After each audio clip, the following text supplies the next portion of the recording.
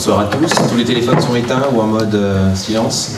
Eh bien, il est 20h32. Je déclare ouvert le conseil municipal.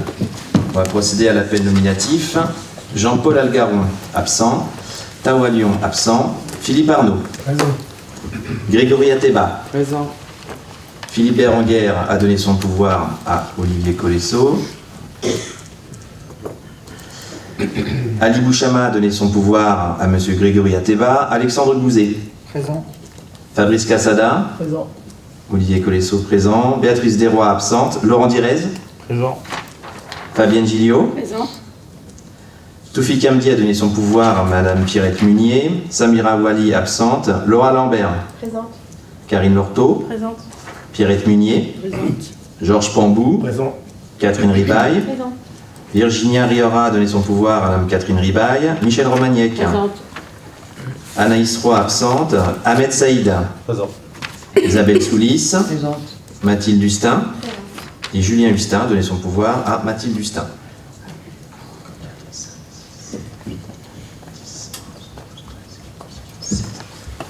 Il y a 16 présents et 1, 2, 3, 4, 5 pouvoirs.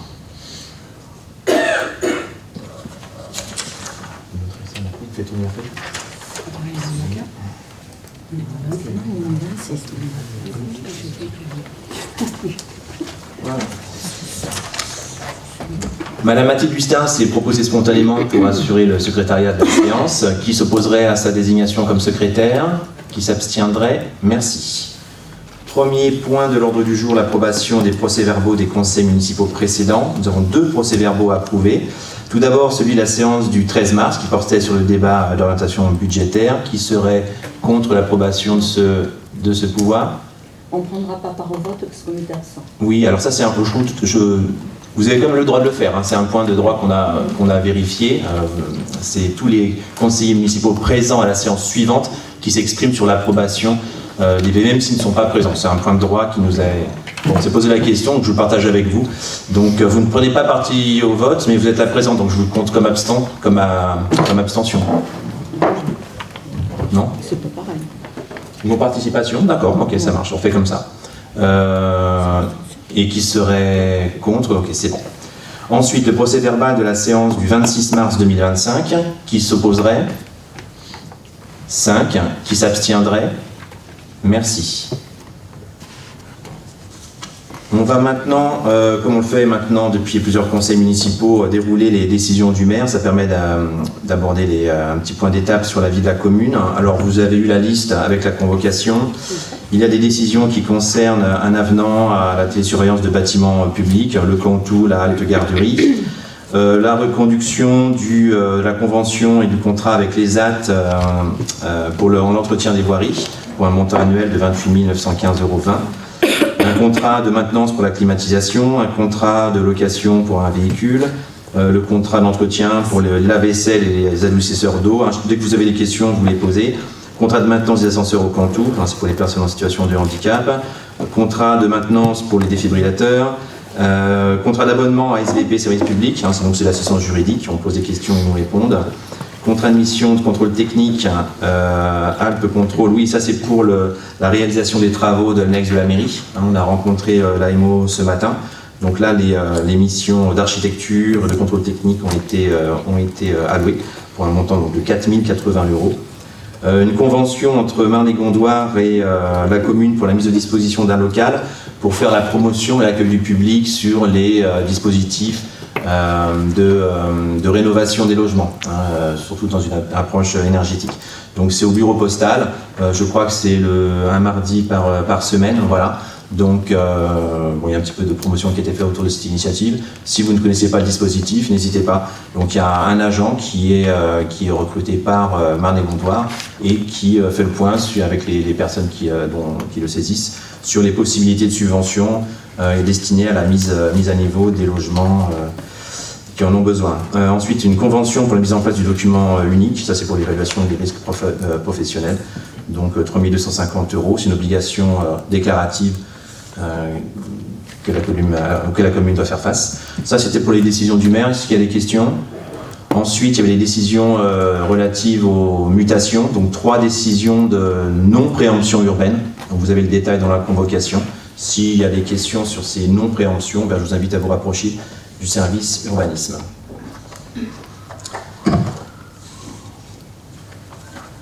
On va maintenant continuer de dérouler avec l'approbation, enfin la mise en délibération des différentes délibérations point de l'ordre du jour. La première concerne l'adhésion de la commune à l'ANDES. Alors l'ANDES, c'est un dispositif qui est lié au sport, donc je vais laisser la parole à Fabrice Cassada. Si tu veux bien, Fabrice. Alors, oui, bonsoir. Donc l'ANDES, l'Association nationale des élus au sport, va nous permettre, comme cette association regroupe aujourd'hui un peu plus de 2000 communes, ce sont des communes qui se réunissent pour aider les communes à progresser dans le sport, sachant qu'avec nos nouvel équipement, nous allons tripler nos créneaux possibles de sport. Nous n'allons pas tripler les créneaux existants, mais potentiellement accueillir de nouveaux sports, potentiellement accueillir de nouvelles sociologies de sportifs. Et on a besoin en fait de profiter des erreurs des autres et des solutions qu'ils ont trouvées pour nous avancer plus directement en faisant le moins d'erreurs possible. Donc voilà. Voilà, c'est surtout partager des retours d'expérience parce que, comme l'a dit M. Cassada, on va être en mesure l'année prochaine ou dans 2 ans d'offrir des services de sport ou en tout cas permettre à un nouveau public de pratiquer du sport. Donc ça, c'est nouveau et c'est bien de le faire à bon escient. Et comme d'autres communes ont déjà été dans la même situation auparavant, c'est bien de pouvoir échanger avec ces communes afin que nous, on puisse avancer très vite dans les bonnes directions. Donc la cotisation annuelle est de 121 €, c'est assez modique. Donc je vous propose d'adopter cette disposition ou non. Donc qui serait contre l'adhésion à ANDES? Qui s'abstiendrait? 5 abstentions. Merci. Nous allons maintenant aborder les décisions, les délibérations financières, avec pour commencer la reprise anticipée des résultats. Vous l'avez compris, pas de CFU. Alors déjà d'une manière générale, plus de compte de gestion, plus de compte administratif, puisque nous sommes passés maintenant au CFU, le compte financier unique, qui réunit les 2 documents. Jusqu'à présent, chaque année, nous votions 2 documents qui prenaient acte des dépenses et des recettes de l'exercice clos. Le premier était le compte de gestion, qui était le document produit par le trésorier public, et le deuxième document était le compte administratif, qui était en fait la même chose, mais du point de vue de la commune. Les chiffres étaient les mêmes et il convenait de voter les 2. Ces 2 documents maintenant n'en font plus qu'un, qui s'appelle le CFU. Et le CFU ne nous a pas été communiqué suffisamment tôt par la trésorerie pour pouvoir vous le communiquer dans les délais légaux de convocation. Donc nous faisons comme ça a été fait plusieurs fois dans le passé. Nous affectons une reprise anticipée des résultats, ce qui va nous permettre tout à l'heure de voter un budget primitif. Et nous approuvons le CFU au prochain conseil municipal qui se tiendra au mois de juin. Je laisse la parole à M. Pambou.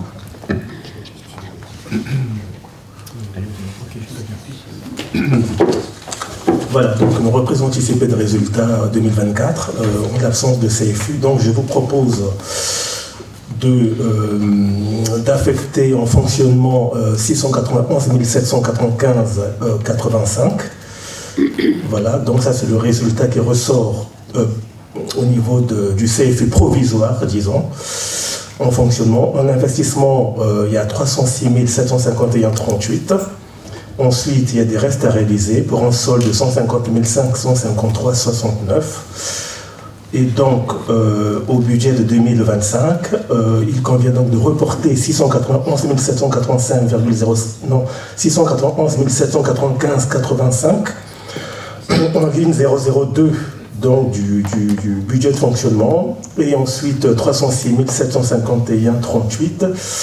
En résultat reporté, ligne 001 de la section d'investissement.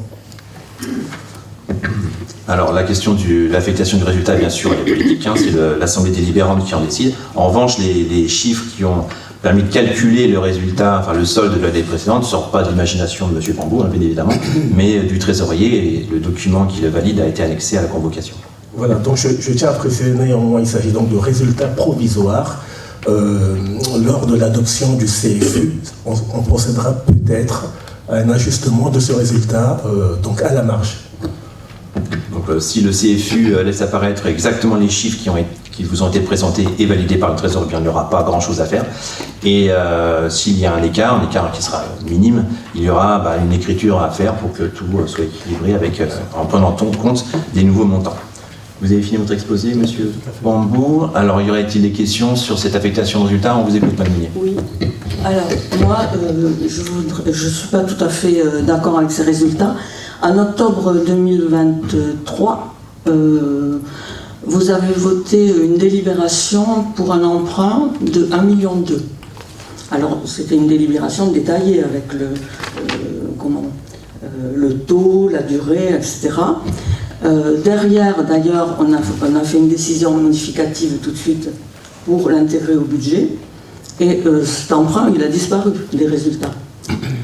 Donc, je conçois qu'il n'a pas été titré. Je l'ai vu sur le BP. Il y a la colonne 1,2 million, dans le titré, il n'y a rien. C'est votre droit. Mais à ce moment-là, il faut le mettre en reste à réaliser. Parce qu'il est voté, donc il doit être réalisé. Ou alors, il faudra annuler la délibération. Alors, il y a deux choses. Pour la partie reste à réaliser ou pas, qui est une option, M. Pambou vous expliquera. Pour ce qui est du contrat, il n'est pas titré pour la simple et bonne raison qu'il n'a pas été contracté. Ce qui a été voté en conseil municipal, c'est l'autorisation donnée au maire de contracter un emprunt. Mais l'emprunt n'a pas été mobilisé. L'emprunt est mobilisable jusqu'à... Oui, c'est une option à réaliser. Voilà.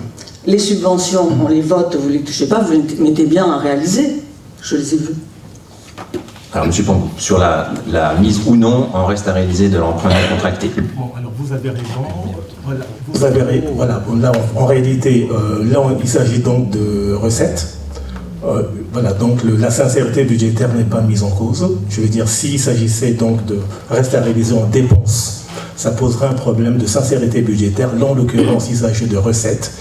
Donc, pour ne pas gonfler, disons, le résultat de sortie justement de 2024. Donc on a préféré ne pas inscrire cette recette, cet emprunt en reste à réaliser. Mais ça ne pose aucun problème sur le plan donc, de la sincérité budgétaire parce que nous sommes non pas en dépenses mais en recettes. Ce que veut dire M. Pambou, c'est qu'il n'y a réglementairement aucune difficulté à ne pas inscrire cet emprunt non souscrit en reste à réaliser. Le faire aurait été possible également, mais aurait gonflé le résultat de l'année 2024 dans des proportions qui auraient été complètement insincères. On serait sorti avec des excédents qui n'auraient eu rien à voir avec la réalité de la situation financière de la ville. Donc l'option que nous avons choisie, comme on le faisons, comme chaque année d'ailleurs, c'est de coller au plus juste de la réalité financière dans la présentation de documents. Mais c'était une option de le faire. Oui, parce que vous mettez bien les subventions. Votre micro, s'il vous plaît. Votre micro, s'il vous plaît. Vous mettez bien les subventions qui ne sont pas réalisées, donc pas un emprunt. Alors, pas tout à fait, parce que les subventions qui ne sont pas réalisées mais notifiées, on ne les inscrit pas justement, mais on a souscrit des emprunts pour financer, pour anticiper ces recettes. Donc c'est tout à fait un autre dispositif que nous avons mis en œuvre. Y a-t-il d'autres questions sur cette affectation de résultats? Eh bien, je vous propose de mettre la délibération en vote. Qui serait contre son approbation? 5. Qui s'abstiendrait? Je vous remercie. Délibération financière suivante, le vote du taux des impôts locaux directs pour l'année 2025. Monsieur Pambou, vous me laissez la parole? Oui. Bon, en fait, c'est très simple, puisque nous maintenons les taux inchangés. Donc, je les rappelle pour mémoire. Pour ce qui est de la taxe foncière sur les propriétés bâties, nous restons au taux de 51%. La taxe foncière sur les propriétés non bâties, 66,38%. Et la taxe d'habitation, qui maintenant ne pèse que sur les résidences secondaires, est maintenue à 19,95%. Voilà. Donc, y aurait-il des questions sur le maintien de ces taux? Non. Je vous propose de passer au vote. Qui serait contre? Qui s'abstiendrait? Merci. Ensuite, il y a une délibération technique qui concerne la fongibilité des crédits. Alors, vous vous souvenez, on est passé à l'instruction comptable M57 sous l'ancien dispositif, c'est la M14. Il y avait une difficulté, une rigueur, une rigidité, on va dire, à déplacer en cours d'exercice budgétaire des sommes d'un chapitre à un autre.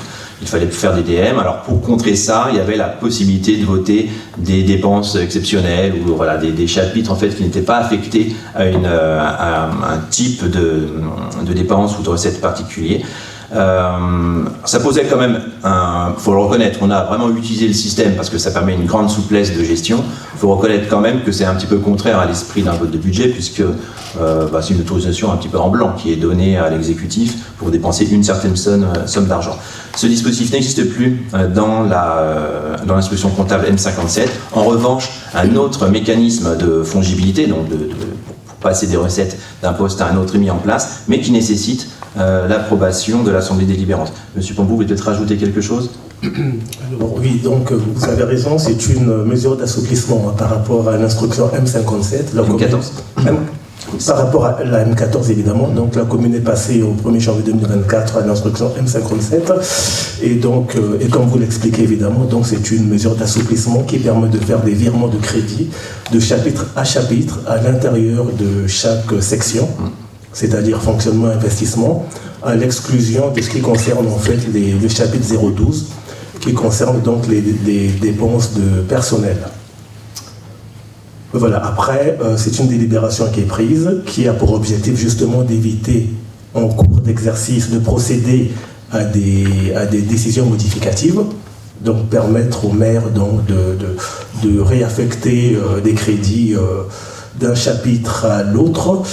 Et voilà, donc là, c'est une délibération de principe qu'on propose d'adopter en même temps que le budget. Et néanmoins, voilà, c'est pas pour autant qu'on va en cours d'année activer cette possibilité. Donc par transparence, je dirais, on pourra toujours rester sur le mécanisme de décision modificative, sauf en cas de difficulté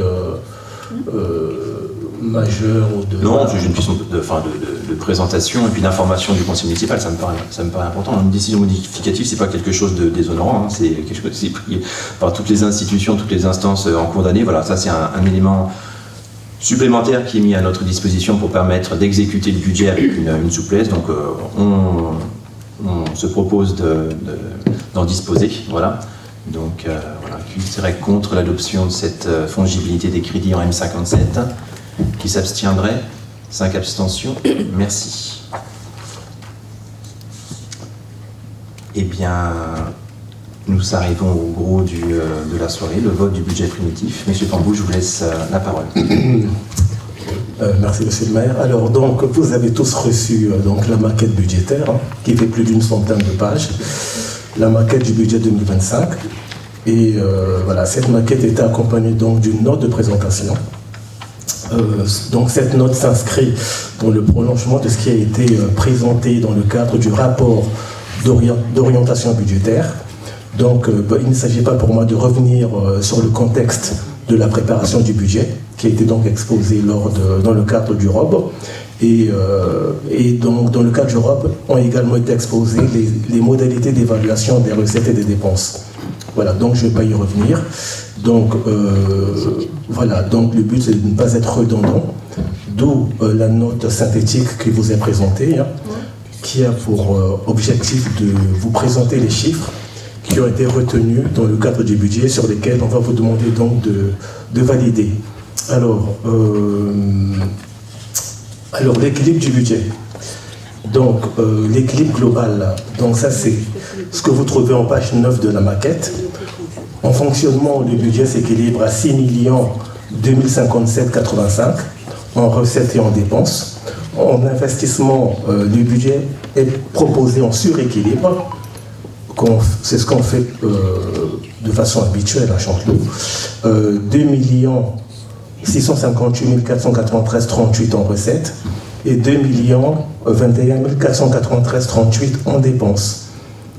Soit un total global au budget de 8 660 551,23 en recettes et 8 23 551,23 en dépenses. Alors là, il s'agissait donc de l'équilibre global au niveau de chaque section.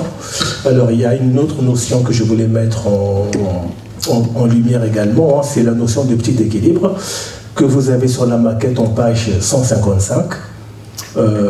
Il s'agit en fait de montrer que certaines dépenses c'est-à-dire notamment les dépenses d'emprunt, sont couvertes par des ressources propres. Voilà, et donc ces dépenses qu'il fallait couvrir par des ressources propres s'élèvent à 732 572 000.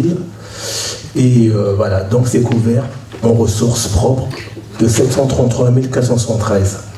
Voilà donc pour les règles d'équilibre que nous devons impérativement respecter.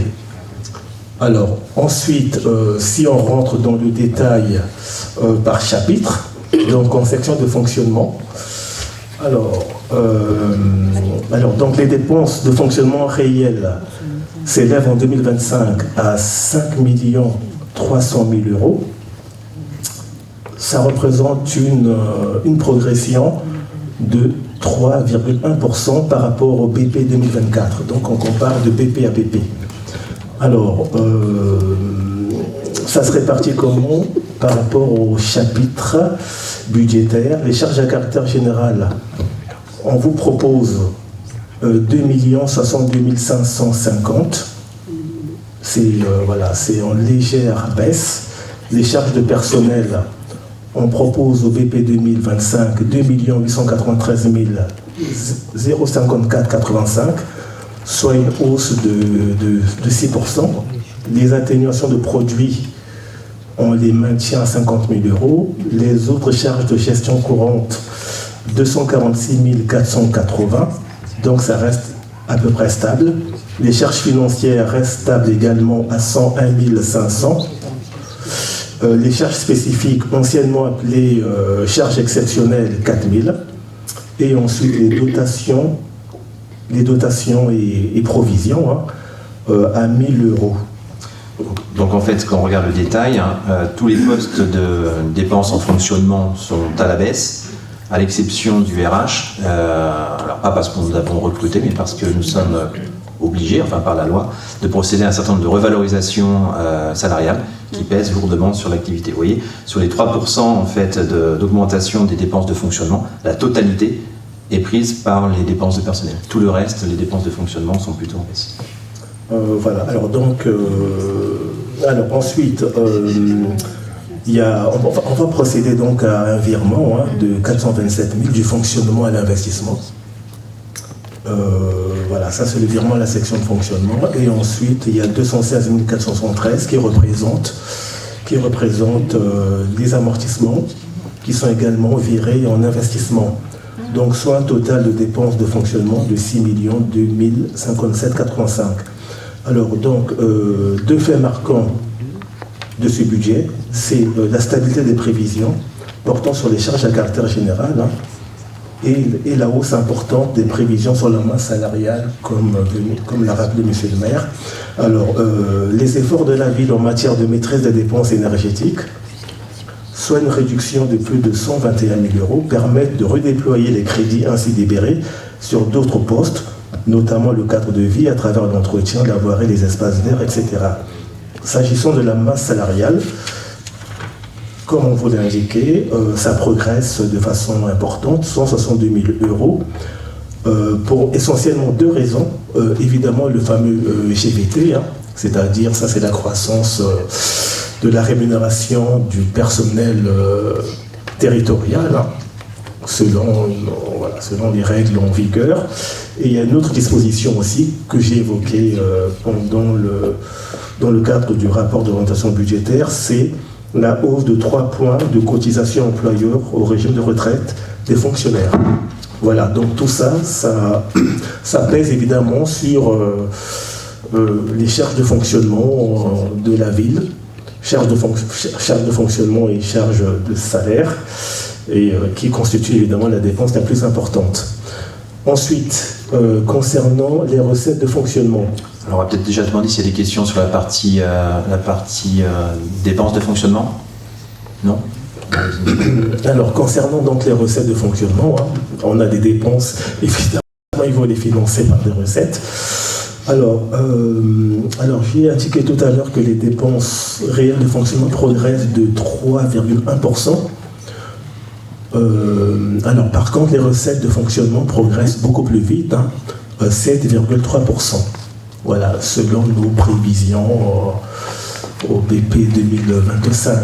Alors, voilà, donc soit une hausse de plus de 360 000 euros. M. Pambou, si vous permettez, M. Pambou parle de prévision de recettes, bien évidemment, puisqu'on est dans un budget primitif, donc on parle de l'avenir. Malgré tout, il y a quand même Alors, je sais que M. Pambou, tant que c'est pas titré dans les caisses, il n'y croit pas complètement, mais quand même, on a des notifications de l'État avec les états financiers qui nous indiquent assez précisément, en tout cas pour la partie fiscale, ce qui rentrera dans nos caisses. Donc, on est quand même un petit peu plus que dans les prix. Voilà, oui, le principe, c'est d'être, je dirais, rigoureux en matière de dépenses, en matière de prévision de dépenses, et d'être, je dirais, beaucoup plus modeste en ce qui concerne les recettes de fonctionnement. Évidemment, monsieur le maire vous l'a rappelé, ces prévisions se basent évidemment sur certains éléments que nous recevons, concernant la fiscalité et puis concernant donc les dotations. Bon, ça, c'est des aspects qui ont été évoqués lors du rapport d'orientation budgétaire. Mais il est vrai que d'année en année, là c'est un petit peu notre marque de fabrique, nous avons quand même tendance à majorer les dépenses et minorer les recettes. Il faut mieux le faire dans ce sens-là.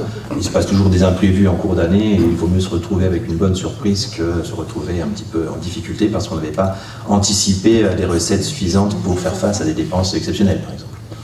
Voilà, alors donc, on passe en revue donc ces fameuses recettes de fonctionnement. Alors donc, il y a le 013 atténuation de charges, 41 900. Les produits de service, 644 850. Les impôts et taxes, 220 401. Voilà, c'est un chiffre en baisse de 16%. Ensuite, la fiscalité locale, ça c'est la fiscalité directe, 3 473 876. Les dotations et participations, 850 285. Les autres produits de gestion, 51 450. Les produits spécifiques, 27 000. Soit un total de recettes réelles de 5 309 762. Auquel on rajoute 500 euros. Bon, là, ce sont des opérations, je dirais, techniques en lien avec l'amortissement donc des subventions, soit un total de recettes de fonctionnement de 5 310 262. Donc ça, le total de recettes de fonctionnement, le chiffre que je vous indique ne prend pas en compte le résultat reporté de 2024 qu'on vous a exposé pendant la délibération portant sur l'affectation de résultats. Alors, les évolutions au chapitre masquent dans le détail des situations contrastées. Les produits de service, c'est-à-dire le chapitre 70, sont en baisse, car en 2024, la commune a bénéficié d'une régularisation sur 3 années concernant les charges d'électricité du conservatoire de musique. Voilà, qui est normalement la charge qui est prise en charge normalement par Marne et Gondoire. Et donc, voilà, donc on a bénéficié d'un remboursement rétroactif. Alors, les prévisions en matière de fréquentation de la restauration scolaire du centre de loisirs continuent leur progression en lien avec les efforts d'amélioration qualitative de l'offre de la ville. S'agissant des impôts et taxes, le chapitre 73 continue de subir le contre-coup. On a vu qu'il y avait une baisse donc de 16%. Donc, les impôts et taxes continuent de subir le contre-coup du fléchissement du marché immobilier de ces 2 dernières années, avec un impact sur les droits de mutation. Voilà, donc, chapitre impôts et taxes, la baisse est à mettre, je vais dire, au débit donc, des droits de mutation. Droits de mutation sur les opérations de achat-vente concernant l'ancien. Alors pas les opérations qui ont forcément lieu sur Chanteloup-en-Brie, puisque nous sommes une commune qui appartient à une strate qui bénéficie du pot commun en fait. C'est au niveau départemental que se calcule l'ensemble des taxes ou droits de mutation et qui sont ensuite reversées aux communes selon un certain prorata. C'est un mécanisme qui est assez difficile à suivre parce qu'on raisonne souvent en N-2. avec des notifications qui arrivent après des acomptes. C'est très, enfin, moi je trouve ça assez difficile à vraiment anticiper. Ça fait déjà un an et demi qu'on se prépare quand même à une baisse notable de ce qu'on appelle la DMTO. Si vous suivez l'actualité, vous voyez que le département de Seine-et-Marne, mais pas que, les départements de manière générale, sont vraiment en difficulté du fait de cette baisse de ressources qui est très, très importante pour eux. Mais par ricochet, bien nous aussi, avec un petit décalage dans le temps, nous en subissons les contre-coups. D'où cette baisse du poste, cette baisse anticipée de recettes en impôts et taxes. Alors, on poursuit. Alors, la fiscalité directe locale, le chapitre 731, principales recettes des communes et de la commune, progresse de 3,75%, soit 125 000 €, en lien avec la hausse physique des bases et la revalorisation du nominal des bases indexées sur l'indice des prix à la consommation. Ça avait bien été expliqué pendant le débat d'orientation budgétaire, pas la peine de revenir. Voilà. Ensuite, les dotations et participations, c'est le chapitre 74, principale source de recettes, qui est matérialisée par... les dotations et participations, en fait, c'est la participation des États essentiellement au budget des communes. Donc les prévisions 2025 sont projetées à la hausse, malgré la baisse de la population. Là, on parle notamment de la DGF. C'est en hausse, néanmoins, en raison de l'abondement en loi de finances 2025 des dispositifs de péréquation. Et ensuite, on lien également avec les bases de foncier. Alors, vous avez une bonne nouvelle à nous annoncer, Monsieur Pampou, au sujet de fameux DIVICO que nous avions évoqué la dernière fois. Pendant le ROB, on a évoqué une disposition qui a été prise en loi de finances qui, en fait, fait que les communes doivent participer au redressement des comptes publics. Les communes et d'une manière générale, les établissements publics, les syndicats qui ont un budget supérieur à 40 millions d'euros. Alors ça, c'était le dispositif précédent. Oui, parce qu'en fait, vous savez que la loi de finances n'avait pas été adoptée dans les délais. Et donc il y a eu des discussions qui ont réformé le dispositif qui avait été mis en place. Donc il y a un nouveau dispositif qui a été imaginé, qui s'appelle DIDICO, qui veut dire dispositif de lissage conjoncturel des recettes. C'est quelque chose d'extrêmement compliqué, en fait, qui a pour objectif de faire participer les communes à l'effort national pour redresser les comptes publics. Et au total, il y a plus de 2000 communes qui étaient concernées. Alors au moment où on a rédigé cette note, on n'avait pas l'information sur si on était éligible ou pas à ce prélèvement. Donc on a eu l'information. Donc bonne nouvelle pour nous, la commune de Chanteloup n'est pas éligible à ce dispositif. Alors je donne quand même l'information. Les intercommunalités sont concernées. Marne-et-Gondoire, par exemple, va être éligible à hauteur de 900 000 €. Ce qui nous touche quand même, parce que si l'Interco elle-même est ponctionnée, eh bien on peut légitimement imaginer qu'elle aura moins de ressources à sa disposition pour nous soutenir sur certaines de nos politiques publiques. Donc ça reste quand même quelque chose d'assez négatif. Exactement. Après, là, c'est un sujet... c'est un sujet d'aujourd'hui, mais c'est un sujet... D'aujourd'hui, de demain et d'après-demain, parce que la question quand même du rétablissement des finances publiques est prégnante. Ce sera notre sujet politique, j'imagine, des 10 prochaines années. Et on ne peut pas imaginer, quoi qu'en disent mes collègues maires, que les collectivités passent au travers. Tout le monde passera à la caisse. Donc il faut s'y préparer. Voilà, d'où notre position d'être dans une situation de maîtrise de nos dépenses et de nos recettes. Très bien. Y aurait-il des questions sur cette partie recettes de fonctionnement ? On vous écoute. Allumez votre micro, qu'on vous entende bien. Juste la raison pour laquelle les dotations à participation, peut-être vous l'avez dit, passent de 580 000 en 2024 à 850 000. C'est une hausse significative. Est-ce que vous avez le détail qui... C'est énorme, donc je voulais savoir pourquoi. Alors, je vous ai dit évidemment que... le détail dans le BP. Mais... Voilà, alors après, au niveau du ROB, Vous n'étiez pas là, c'est une question qui a été évoquée. Certes,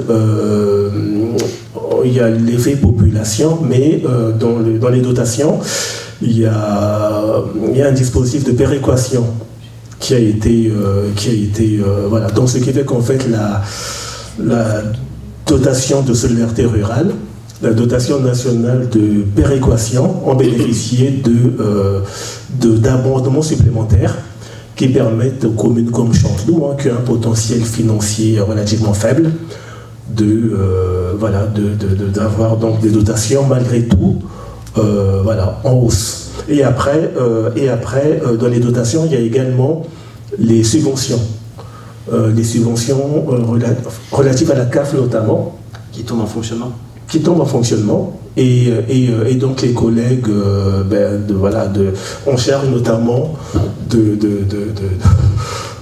la famille, enfin de tout ce qui est service périscolaire, font un travail très très actif et donc proposent des actions éligibles en fait à la CAF. Oui, vous avez raison. Aux subventions CAF. Vous avez raison, M. Pambou, de souligner le rôle des agents à l'enfance, parce qu'ils sont très proactifs dans la recherche de dispositifs de financement qui existent, auxquels on n'a pas toujours contribué. Mais là, on a fait vraiment feu de tout bois. Je les remercie vraiment ici publiquement pour le travail qui est fait. Et c'est vrai qu'on a adhéré à des dispositifs nouveaux qui permettent de développer ou de soutenir des politiques liées à la parentalité, à l'enfance, et qui déclenchent des financements de la CAF pour la partie fonctionnement. Monsieur Pambou, vous pourrez me donner le détail de ces subventions, de ces dotations, s'il vous plaît? Oui, non, vous pouvez vous référer. La CAF, dotation rurale, c'est ça? Alors, s'il vous plaît. Alors oui, totalement, oui, on vous donnera ce qu'on nous a, parce qu'on connaît le chiffre précis concernant la dotation forfaitaire, la DNP, le DGS note, vous en verrez ça. Voilà. Et puis concernant la CAF, évidemment, on vous donnera les informations. Merci. Voilà, alors poursuivons. Donc on en a terminé avec la section de fonctionnement. Voilà, donc s'agissant donc de l'investissement, alors le volume des investissements réels prévus en 2025 est de 2 millions d'euros, soit plus du double des prévisions inscrites au budget de 2024. Donc, on passe en revue donc les différents chapitres. Le chapitre 20, immobilisation incorporelle. On a inscrit 69 702,40. Le chapitre 21, immobilisation corporelle, 543 484,63. 23, chapitre 23, les immobilisations en cours, 675 734,35. Soit un total de dépenses d'équipement de 1 288 921,38. Ensuite, en investissement, on a 46 600 qui concernent des remboursements de TAM, de taxes d'aménagement. Et ensuite, on a au chapitre 16, 685 472 d'inscrits. Donc, soit des totals de dépenses financières de 732 072. Ça nous fait un total de dépenses réelles en investissement de 2 020 993,38, auquel il faut rajouter 500 € au titre d'opérations spécifiques liées aux amortissements de subventions. Alors, soit un total de dépenses d'investissement de 2 021 493,38. Comme chaque année, je précise que la dépense au titre de la taxe d'aménagement, ce qui est contre-intuitif, puisqu'une taxe d'aménagement, normalement, c'est une recette d'investissement, est un remboursement qui est fait d'un trop perçu de taxe d'aménagement au début de mandat, pour lequel nous avions demandé un plan, voilà, un échéancier. Et donc, je crois qu'il y a encore une année après à payer, et après ce sera terminé. Voilà. Alors, voilà. Donc, les dépenses d'équipement et les dépenses financières augmentent chacune de plus de 500 000 €. Alors, donc, Monsieur Pambou, si vous voulez bien, que ce soit clair pour tout le monde, une dépense financière, c'est un remboursement d'emprunt, d'accord ? Donc il y a sur l'année 2025 évidemment la partie capitale des emprunts contractés. De mémoire, il y aurait 160 000 € par an. Et il y a aussi le remboursement des 500 000 € d'emprunts à terme qui arrivait à l'échéance cette année. Pas de souci. Voilà, alors donc, concernant les dépenses d'équipement, Alors, ça a été évoqué lors du ROB, évidemment, l'installation de la vidéosurveillance sur la commune, la création de toilettes publiques, l'aménagement d'un jardin fruitier, des travaux de voirie, rue de l'Angelus, bois de Chigny, avenue de la ferme du Pavillon, la rue qui chante. Voilà, donc il y a un certain nombre de travaux de voirie qui vont être menés au cours de cet exercice. Et pas des moindres, les travaux d'agrandissement de la mairie annexe. Voilà, il y a également des travaux concernant la crèche qui va se dérouler sur plusieurs phases, sur 3 phases de mémoire. Et ensuite, il y a la réflexion des aires de jeu au niveau de la ferme du Pavillon et de la crèche. Alors, monsieur le maire vous l'a indiqué, concernant les dépenses financières, c'est justement principalement les remboursements d'emprunts. Ainsi, en 2025, intervient le remboursement de 500 000 euros, en plus des 160 000 euros habituels. Donc 500 000 euros d'un emprunt in fine souscrit auprès du Crédit Agricole en 2021. Et dans le même esprit, en 2026, il y aura 300 000 euros remboursés d'un autre emprunt qui arrive à terme. Mais ça, ce sera pour l'année prochaine. Voilà, alors s'agissant donc des recettes d'investissement, donc elles s'élèvent à 2 300 000, dont 1,7 million de recettes réelles. Alors, la répartition, subvention 418 269, emprunt 1 million 200 000 là. Les fameux 1 200 000. Exactement. Donc les dotations, 90 000 euros. Le 1068, l'excédent de fonctionnement, l'année dernière, on avait fait un virement important, une affectation importante en investissement qui s'élevait, je crois, à plus de 600 000 euros, je crois. On avait tout Voilà, et donc cette année, au budget de 2025, on ne prévoit pas d'affectation à ce compte 1068. Voilà, alors, voilà, bref, le total des dépenses d'investissement s'élève à 2 351 742. Alors, les subventions d'équipement au chapitre 13 sont principalement constituées de restes à réaliser pour 249 000. Voilà, le détail figure également au niveau du ROB. Alors, les emprunts. Alors, les fameux 1,2 million souscrits en 2024, non repris en reste à réaliser. Voilà, ça constitue la réponse à la question que vous aviez posée précédemment. Comment ? Les 1,2 million. Et 1,2 million. C'est le reste à réaliser. Non, repris en reste à réaliser. Non repris en reste à réaliser. Voilà. Non, c'est le même. C'est le même, mais Il fallait le mettre en reste à Oui, réaliser. mais justement, là, je précise que non repris en reste à réaliser. Voilà. Ah non. Mais on vous a donné l'explication tout à l'heure. Ensuite, les dotations et fonds. Chapitre 10 concerne le FCTVA et la TAM. Voilà donc pour les recettes d'investissement. Alors après, au niveau de la maquette budgétaire, bon, voilà, vous l'avez tous vu. Alors je vous demande néanmoins de regarder tout ce qui concerne les informations statistiques, fiscales et financières. Il y a un certain nombre d'éléments qui figurent en page 4 de la maquette. Dessus, vous avez notamment notre potentiel fiscal et puis les différents ratios qu'on dit de niveau ou de structure. Voilà.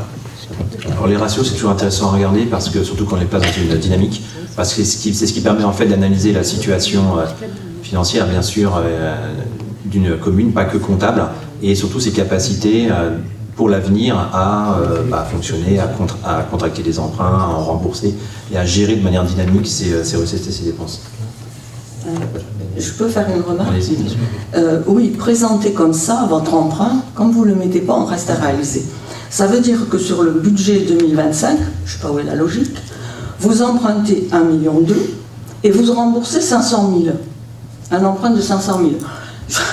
Moi, je regarde un budget comme ça, je me dis, mais où est la logique ? La logique, elle est simple. L'emprunt de 500 000, c'est un emprunt à terme qui a été contracté sur 3 ans. Donc on le rembourse l'année où on doit le rembourser. Comme on rembourse d'ailleurs chaque année. Vous savez, toutes choses égales par ailleurs, sur les 5 ou 6 ans, je suis en train de parler, ma ministre, si vous ne pas m'interrompre, vous non plus, monsieur Pambou, sur l'ensemble du mandat, sans rien faire, on rembourse un peu plus d'1 million d'euros d'emprunt. Voilà. Donc oui, on emprunte d'un côté, on rembourse de l'autre, c'est tout à fait normal. Et si Non, on bah, peut pas vous n'étiez pas là... emprunter pour rembourser à l'emprunt. On Mais c'est pas pour ne rembourser. peut pas faire un emprunt. J'ai pour expliqué quelque chose, c'est dommage que vous n'étiez pas présente lors du débat d'orientation budgétaire, mais c'est pas grave, je vais refaire la même démonstration pour vous. Quand on est arrivé aux affaires, il y avait un stock de dette d'environ 4 millions d'euros. 4 millions d'euros, qui est tout à fait normal pour une commune de 4000 habitants, il n'y a pas de problème. En revanche, ce qui n'allait pas, c'est qu'il n'y avait pas en face de ce stock de dette les capacités d'autofinancement pour justifier cette masse de dette. Donc ce que nous avons fait depuis 5 ans, et ce à quoi nous sommes arrivés maintenant, c'est que nous maintenons ce stock de dette, nous faisons rouler la dette, c'est-à-dire que nous réempruntons en gros, alors pas systématiquement chaque année, mais sur le mandat, environ tout ce qui est remboursé pour maintenir ce stock à 4 millions, en sachant qu'en plus les bases fiscales augmentent, la population augmente, donc en réalité c'est une diminution de la charge de la dette. Et en face de ça, il fallait absolument que en fonctionnement, nous dégagions des capacités d'autofinancement pour qu'elles soient en ligne avec notre stock de dette, ce qui est le cas, puisque de tête nous avons plus de 250 000 euros de capacité d'autofinancement en 2024, on regardera ça lorsqu'on votera le CFU, et que ça correspond bien à un ratio d'endettement de 6 ou 7 ans, ce qui est très très bien d'un point de vue des ratios financiers fixés par la DGFiP. Donc oui, je vous confirme, on emprunte chaque année, on rembourse chaque année, mais ça, tout ça c'est la vie d'une commune normale, et c'est ce que toutes les communes font, puisque de toute façon, sans rien faire, la dette s'éteint. Oui, mais c'est ce qu'on vous disait, vous avez critiqué notre endettement, or il est au même niveau. Je viens de vous dire, alors attendez, là, franchement, Non, mais là, attendez, là, oui, mais je viens de vous dire que l'endettement que nous avons trouvé était normal. Ah, mais c'est pas toujours ce que vous avez dit. Non, mais attendez, je suis contente de vous l'entendre. L'endettement était normal, ce qui n'était pas normal, ce qui n'était pas sain en tout cas, à défaut de dire normal, c'est qu'il n'y avait pas en face une capacité d'autofinancement pour assurer, d'accord, nos capacités à rembourser cette dette au fil de l'eau, ce qui est le cas maintenant. Voilà. Alors moi je voudrais apporter une précision, parce qu'évidemment vous dites qu'on emprunte 1,2 million et qu'on rembourse 500 000. En fait on rembourse donc, plus que ça, on rembourse 670 000. Et donc je vous confirme que nous on n'est pas comme l'État, vous le savez, vous avez été aux responsabilités. L'État lui peut emprunter pour rembourser. Oui, mais justement, c'est excusez-moi, mais c'est ce que j'essaie de vous démontrer. Alors, quand on regarde ça, on a l'impression mais justement, mais je vais vous donner... Justement, je vous réponds. C'est pour ça que quand j'ai commencé mon intervention, je vous ai parlé d'équilibre global, c'est-à-dire l'équilibre des sections, d'accord, mais j'ai parlé, ça vous a peut-être échappé, de petit équilibre. Donc je vous demande de vous reporter à la page 155 de la maquette budgétaire. Et cette maquette budgétaire, cet état de la maquette budgétaire a pour objectif justement de montrer comment est-ce qu'on rembourse la dette. Si on rembourse la dette en réempruntant ou pas. Et donc, si vous regardez cette page, cet état, vous allez voir que les dépenses à couvrir s'élèvent à 732 572, qui comprend les 500 000 euros qu'on rembourse, plus les 100 000 et quelques de dépenses normales de dette, en fait. Et ces deux dépenses à couvrir sont couvertes par des ressources propres qui s'élèvent à 733 473. Et évidemment, le contrôle de légalité est très très attentif au respect de cette règle. Il y a le contrôle de légalité, il y a la DGFiP. Exactement, voilà. On a eu des années qui étaient quand même... Et donc je vous rassure, il y a peut-être 1,2 million en recettes, plus de 600 000 euros en dépenses, mais le remboursement de la dette s'effectue sur les ressources propres de la ville. Et donc il n'y a pas de problème d'équilibre. Voilà. C'est pour ça que ça aurait été plus lisible. Si vous les aviez mis en reste à réaliser, il n'y avait plus de questions à se poser.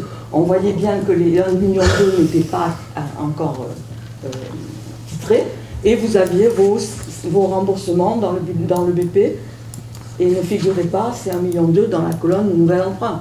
Enfin, alors, il aurait été réalisé et reversé sur l'exercice suivant. Je ne lis pas empreinte de 2024. Non, mais je lis une bon, nouvelle voilà. proposition. Mais certes, bon, là vous avez les éléments de réponse. Donc ça, c'est de nature à vous rassurer. Non, pas du tout. C'est de nature à vous rassurer. Si le trésorier, la DGFIP, le préfet sont rassurés, vous pouvez l'être également.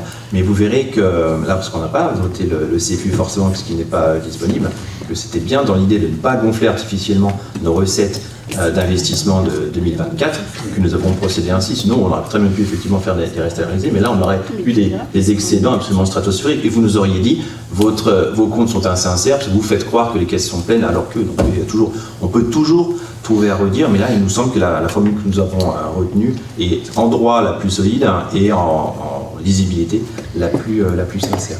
Vous n'êtes pas obligé d'être d'accord.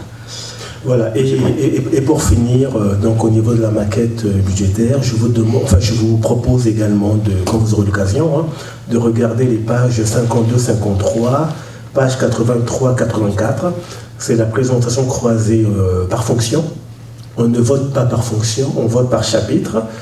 Mais voilà, c'est une obligation de faire une présentation croisée. Il s'agit de politique publique. Donc sur ces états, vous verrez le volume de nos investissements par politique publique, c'est-à-dire l'enseignement, les espaces verts, l'enfance, etc. Oui. Donc aussi bien en fonctionnement qu'en investissement. Oui, et nous verrons d'ailleurs dans le même état d'esprit au moment du vote de l'approbation du CFU. La sortie, enfin en tout cas la mise en relief des dépenses pour les dépenses en fonctionnement et en investissement vertes, voilà, au titre de l'environnement. Ça apparaîtra dans le CFU. Voilà, j'ai une question sur la vidéoprotection. 381 500 pour 16 caméras, c'est cela? Pour 16 caméras et tout le VRD, oui. Est-ce utile d'avoir 16 caméras dans tout champ? C'est une question. Alors ça, la question de la vidéoprotection, c'est une vraie question. On a d'ailleurs une adjointe qui est fortement opposée, donc votre question est tout à fait légitime. Donc quel est votre point de vue à vous?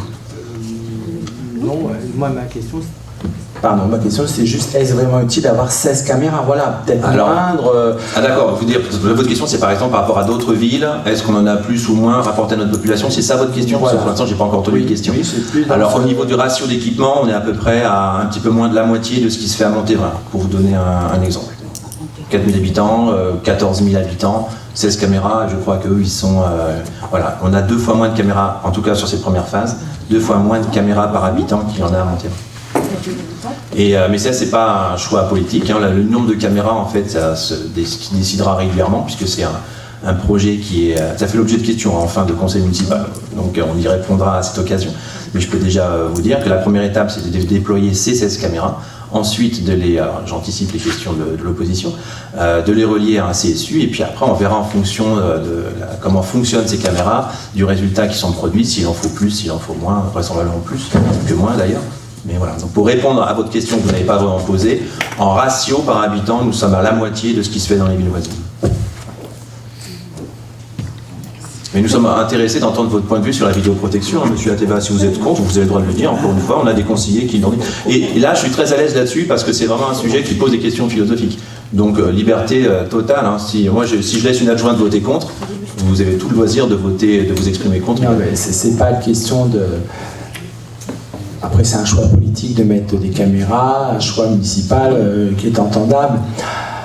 Je me pose juste la question du nom par rapport aux axes que vous pourriez juger dangereux, insécuritaires, peut-être éventuellement, je ne sais pas. Voilà, la vidéoprotection, c'est bien, je pense que c'est utile. Maintenant, voilà, c'est juste une interrogation par rapport au nombre de caméras. Peut-être moindre au départ pour voir effectivement l'effet dissuasif sur certains points qu'on peut entendre. Voilà, c'est tout. 16 caméras, je trouve que c'est beaucoup. Voilà, le prix me paraît... voilà, mais c'est juste je n'ai rien contre la vidéoprotection en tant que telle. Maintenant, c'est l'utilisation. Après, on en parlera sur la prochaine question suivante. On vous a entendu. Il y avait d'autres questions? Non? Donc, monsieur, quand vous avez fini votre exposé, je propose qu'on passe au vote. Au vote, d'accord. Eh bien, très bien. On reprend vous voulez reprendre les différentes masses? Alors, on va vous proposer d'adopter en dépenses de fonctionnement. J'entends un brouhaha. Quelqu'un a quelque chose à dire? Non? Alors je vais vous demander d'être attentif. En dépenses de fonctionnement, donc un total de 6 2057,85 €. En recettes de fonctionnement, la même somme puisqu'on est en équilibre. En dépenses d'investissement, 2 021 493,38 €. Et en recettes d'investissement, donc nous votons sur équilibre, on vous rappelle, 2 658 493,38 €.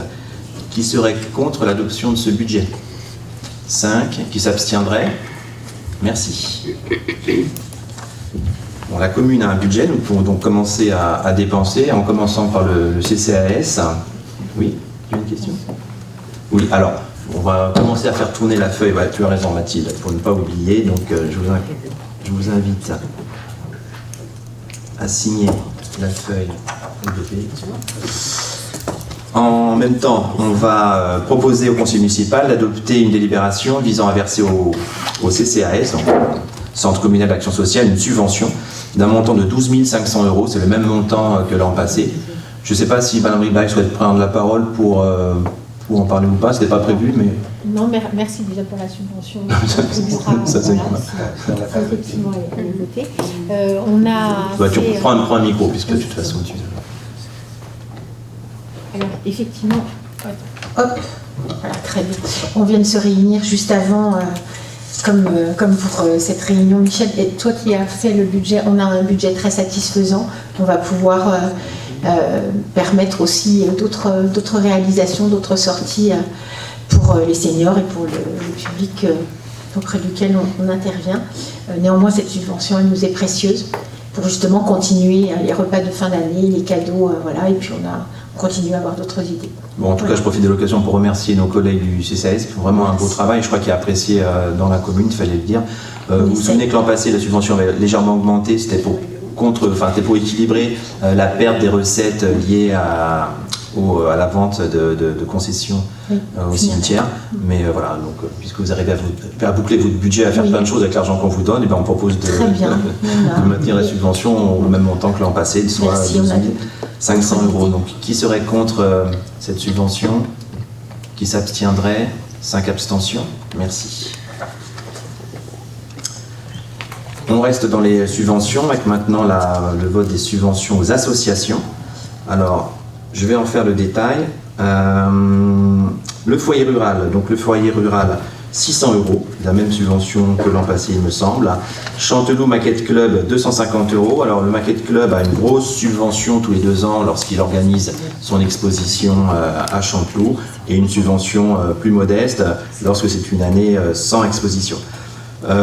Shotokan Chanteloup Karaté, subvention de 1 500 € dans le cadre du soutien à Kathleen Vincent. C'était 2 000 € l'an passé, mais nous baissons à 1 500 € puisque nous avons, vous allez le voir un petit peu plus loin dans la liste, une demande d'Arthétique qui, elle aussi, fait une association de danse, vous la connaissez tous, qui maintenant a une section compétition qui est très renommés. Ils ont gagné des prix nationaux, et d'ailleurs ils n'ont pas pu participer à une compétition européenne à laquelle ils étaient qualifiés parce qu'ils avaient déjà programmé leur spectacle de fin d'année. Ils ont dû choisir, ils ont préféré un petit peu restituer aux familles le fruit de leur travail. Ça, c'est vraiment honorable, donc il faut aussi les soutenir.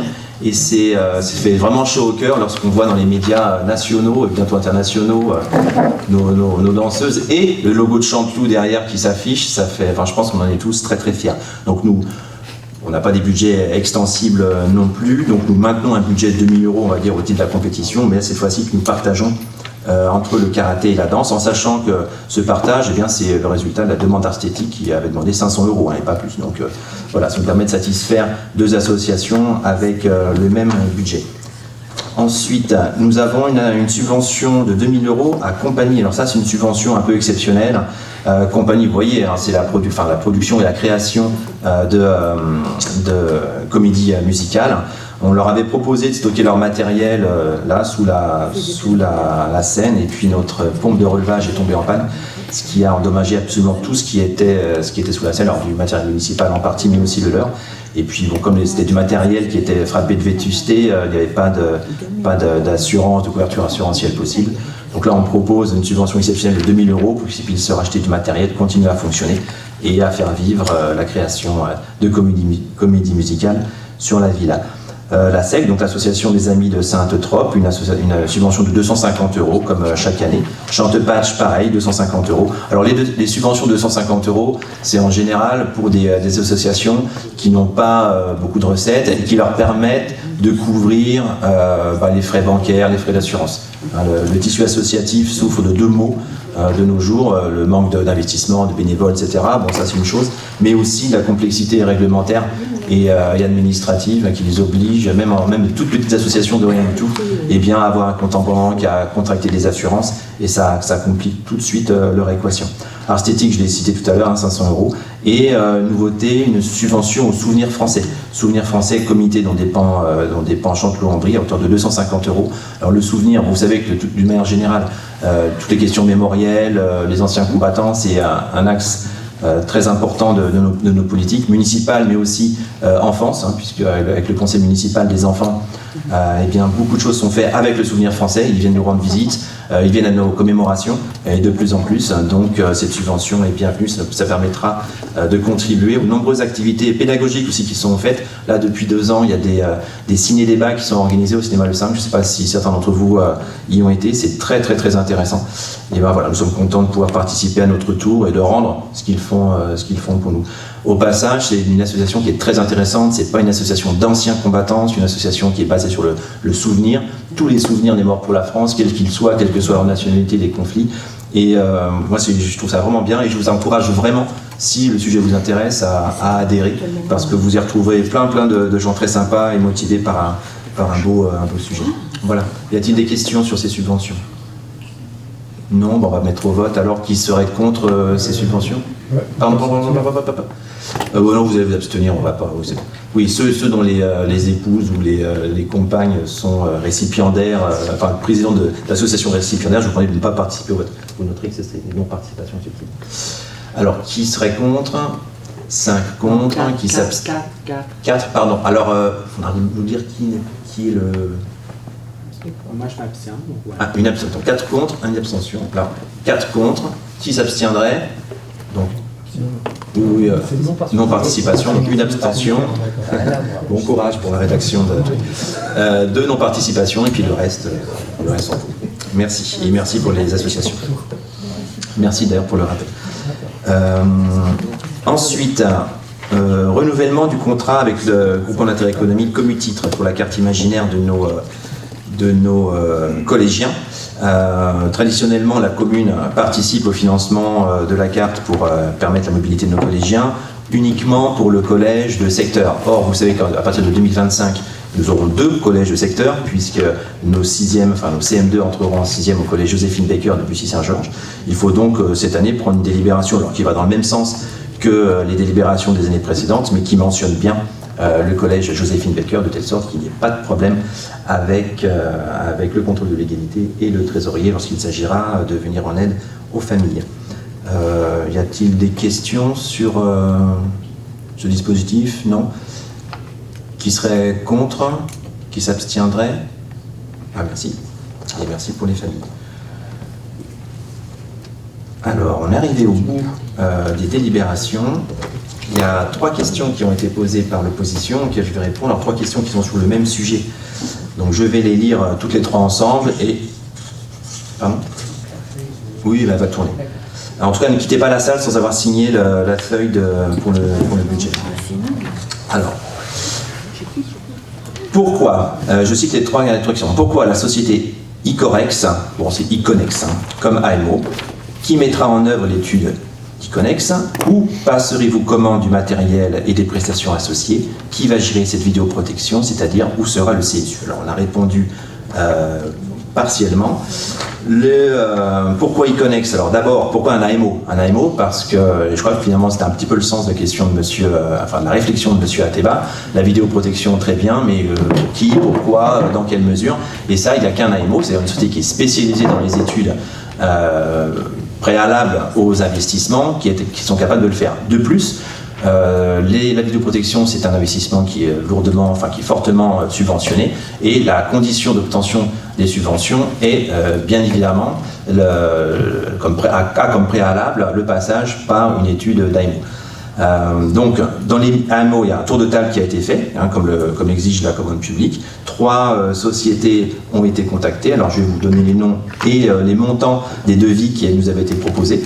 Donc, la première était Elvia Group, une société qui est située à Cachan, pour un montant de 13 800 € TTC. Nous avions aussi reçu un devis de la société Technoman, qui est dans le Rhône, pour 12 200 €. Et Iconex de Céris, donc une entreprise locale, pour un montant de 12 870 €. Donc 12 870 €, c'est un tout petit peu plus cher que la proposition de Technoman à 12 200 €, mais il va de soi que nous préférons faire travailler une société qui est voisine de Chanteloup plutôt qu'une société qui est dans le Rhône, d'autant plus que Iconex et l'AMO qui avaient fait l'étude d'implantation de la vidéoprotection à Montévrain. Donc ils ont tout à fait l'habitude de nos problématiques. Le Clos du Chêne, ils le connaissent par un côté. La départementale 231, ils en connaissent la partie nord, nous on a la partie sud à sécuriser, etc., etc. En plus, et là ça va répondre à la troisième question, c'est Montévrain, c'est une Montévrain qui a vocation à assurer la vidéosurveillance, enfin la connexion de nos caméras à leur CSU. Alors pour ce qui est de la partie technique de cette connexion, ça fait partie de l'offre, donc il n'y a pas de difficulté. Il n'y aura qu'un petit peu de linéaire de fibre à tirer, mais c'est un montant qui ira chercher, je crois, de mémoire dans les 16 000 €, c'est ça, enfin, entre 10 et 20 000, donc c'est vraiment pas grand-chose. Et ensuite, eh bien, pour la partie connexion, enfin prestation de service proprement dite, ça fera l'affaire d'une négociation bien évidemment avec la ville de Montévrain, comme c'était le cas pour la police pluricommunale. Donc ça passera en conseil municipal de Montévrain d'abord, le nôtre ensuite. Je ne vous cache pas qu'on va arriver, de toute façon ça ne se fera qu'une fois que les caméras seront installées, donc on a le temps de voir venir. Et à partir de septembre, on est quand même en période de réserve électorale, donc il n'est pas du tout évident que des annonces soient faites dans ce sens-là pendant la période de la campagne électorale. On ne va pas s'exposer non plus inutilement. Donc la vidéoprotection, nos caméras à nous seront installées, si tout va bien, ça va dépendre beaucoup de l'autorisation préfectorale, du délai d'obtention de l'autorisation préfectorale se fera fin d'année ou au pire début d'année prochaine, et la connexion CSU dans la foulée. Voilà, je crois avoir répondu. Où se fera la commande du matériel? Eh bien, à Valnoise Numérique, puisque la commune est adhérente de ce syndicat, qui nous permet de ne pas passer des marchés à chaque fois. C'est-à-dire que c'est les Valnoise Numérique, il y a quelques sociétés comme ça, quelques groupements d'achats comme ça, en France, qui ont passé tout un tas de marchés publics et qui permettent d'alimenter leur catalogue en respectant les obligations de la commande publique, et ensuite aux communes adhérentes, aux collectivités adhérentes, il n'y a pas que des communes, et bien d'acheter sur étagère comme un gros BPU en fait, avec un très très grand nombre de prestations à la fois de biens et de services. Ai-je bien répondu à votre question? Oui, donc il y a une étude qui a été faite par... Allumez votre micro, Madame Mini. Vous pouvez le laisser allumer en fait. Il y a eu une étude qui a été faite par Econex pour 12 870. On peut avoir cette étude, s'il vous plaît? Ben, je pense que oui. Parce que normalement, ça peut être vu aussi ça fait partie de l'urbanisme. Donc, comme il n'y a pas eu de droit Non. Ouais. En tout cas, si vous... Tout ce qui touche la voirie, tout ce qui touche... c'est un document qui est communicable, donc si vous... Donc, est-ce qu'on peut avoir cette étude? Vous l'aurez. S'il vous plaît. Là encore, pour tout ce qui est de pièces communicables, vous vous rappelez du DGS, enfin pour ce sujet ou sur d'autres, vous vous rapprochez du DGS et puis il vous envoie ce dont vous avez besoin. Voilà. D'accord, merci. On a fait le tour sur cette question? Eh bien, du coup, on a fini notre conseil municipal. Alors, interdit de sortir sans avoir signé la feuille. Où est la feuille du... tout le monde a signé? C'est bon? Bah écoutez, je me tourne vers Madame Hustin. Il est 21h40. Et je clôt ce conseil municipal. Merci.